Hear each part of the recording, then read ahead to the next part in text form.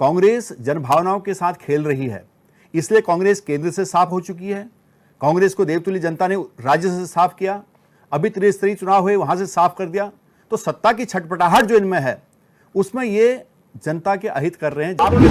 आपके सारे विधायकों को मार्शलों के द्वारा बाहर फेंकना चाहिए था, तब सदन की कार्रवाई चलती।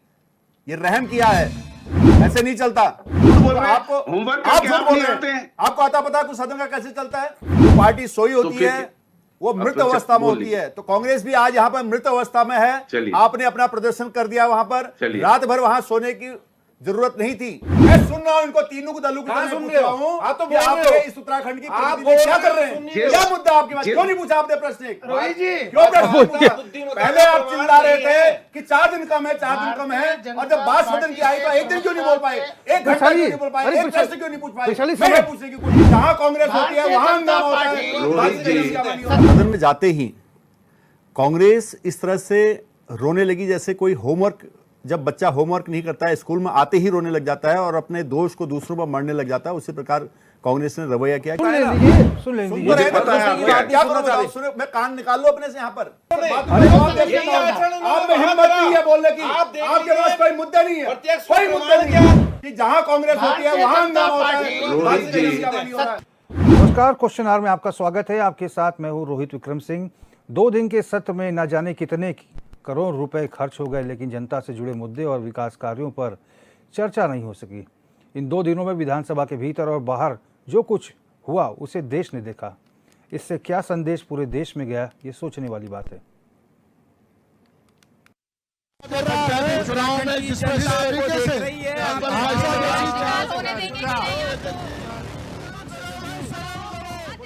हमारे साथ जुड़ चुके हैं नवीन प्रचाली जी, भारतीय जनता पार्टी के प्रवक्ता हैं। तमाम अपने सम्मानित मेहमानों का बहुत बहुत स्वागत करते हैं कि इस ज्वलंत मुद्दे पर, ये बहुत ही गंभीर समस्या, इस पर चर्चा करने के लिए सभी लोग जुड़े हुए हैं। नवीन प्रचाली जी, आप जवाब दीजिए। विपक्ष के तमाम आरोप हैं, सभी ने अपनी बात रखी है। जी रोहित जी, मैं ये बताना चाहता हूँ कि सरकार की पूरी मंशा थी सत्र को चलाने के लिए। 4 दिन का समय रखा गया था, जबकि पूरे प्रदेश में इस वक्त आपदा आई है और उस पर चर्चा होनी थी। लेकिन सदन में जाते ही कांग्रेस इस तरह से रोने लगी जैसे कोई होमवर्क, जब बच्चा होमवर्क नहीं करता है स्कूल में आते ही रोने लग जाता है और अपने दोष को दूसरों पर मरने लग जाता है। उसी प्रकार कांग्रेस ने रवैया किया, क्योंकि पिछली डिबेट जो हम लगातार कर रहे थे उसमें बड़ी तरह से साफ आ रहा था कि कांग्रेस इस बार हंगामा करेगी। आपके चैनल में बैठे हुए और दूसरे चैनलों पर मैंने बोला था कि कांग्रेस हंगामा करेगी। यहीं पर सामने कांग्रेस के प्रवक्ता बैठे थे, शायद आप ही उस वक्त एंकर थे, जब मैंने कहा था कि इनकी मंशा अभी से साफ है कि हंगामा करेंगे। कांग्रेस जनभावनाओं के साथ खेल रही है, इसलिए कांग्रेस केंद्र से साफ हो चुकी है। कांग्रेस को देवतुल्य जनता ने राज्य से साफ किया, अभी त्रिस्तरीय चुनाव हुए वहां से साफ कर दिया। तो सत्ता की छटपटाहट जो इनमें है उसमें ये जनता के अहित कर रहे हैं, जनता का अहित कर रहे हैं। आप ये बताइए कि सत्र जब शुरू हो रहा है, 4 दिन उसमें है, और जब सत्र की कार्रवाई चल रही है तो उसको आप क्यों डिस्टर्ब कर रहे हैं? आप थोड़ा शांत रहिए छेत्री जी, आपके समय में बोला नहीं है, थोड़ा सा नेक्स्ट टाइम आपसे कर लेंगे। पूरा शांत हूं मैं, पर जी सुन लीजिए जरा, मैं बता रहा हूं कि आपने जनभावना के साथ खिलवाड़ किया है। आपके नेता प्रतिपक्ष सदन से मुख्यमंत्री जी मिले, आपके सभी वरिष्ठ विधायकों से बात हुई, उसके बाद भी आपने सदन क्यों नहीं चलने दिया? क्या कारण आपका ऐसा था कि आपने सदन नहीं चलने दिया? क्यों आपने संपत्ति, जो सदन की संपत्ति थी, उस पर तोड़फोड़ की? सारे विजुअल्स आ रहे हैं और आप बोल रहे कोई तोड़फोड़ नहीं हुई वहां पर।